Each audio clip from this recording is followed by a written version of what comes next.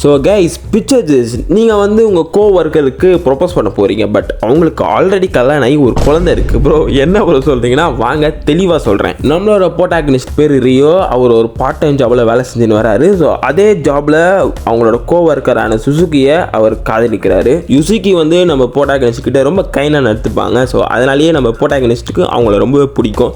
So மற்ற கோவர்க்கெலாம் கூட சொல்கிறாங்க, டே அவங்களோட கைண்ட்னஸை நீ தப்பாக புரிஞ்சிக்காத அப்படின்னு சொல்கிறாங்க. ஸோ நம்ம ப்ரோட்டாகனிஸ்ட் அதெல்லாம் கேட்காம டக்குன்னு போயிட்டு ப்ரொப்போஸ் பண்ணிடுறாரு. ப்ரொப்போஸ் பண்ணிட்ட பிறகு நம்மளோட சுசுகி அதை வந்து ஜென்ரலாக தான் வந்து ரிஜெக்ட் பண்ணுறாங்க. ஸோ எந்த வித கஷ்டமான ஒரு வார்த்தையும் சொல்லாமல் ஸோ வந்து ஜென்ரலாக தான் ரிஜெக்ட் பண்ணுறாங்க. ஸோ ஜஸ்ட் பிகாஸ் ஆஃப் அவங்களுக்கு முன்னாடியே கல்யாணம் ஆகி ஹஸ்பண்ட் வந்து இறந்துட்டாரு. ஸோ இப்போ அவங்களும் அவங்க குழந்தை மட்டும்தான், மறுபடியும் அந்த ஒரு ரெஸ்பான்சிபிலிட்டிக்குள்ளே போத்தாவலை அப்படின்னு சொல்லி அவங்க வந்து ஜென்ரலாக தான் ரிஜெக்ட் பண்ணுறாங்க.